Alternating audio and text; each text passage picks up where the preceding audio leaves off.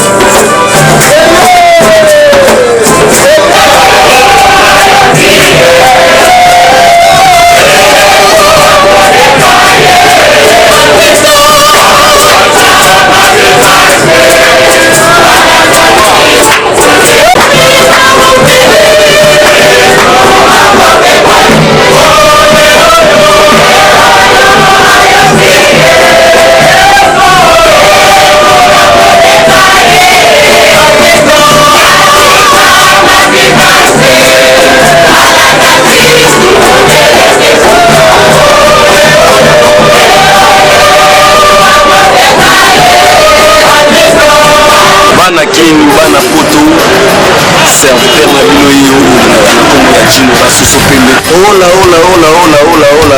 osiliki kamosika ngona mingi ba nouvelle nanga makambo nanga makambo ba ninga misusu ba artiste Congo Makambo TV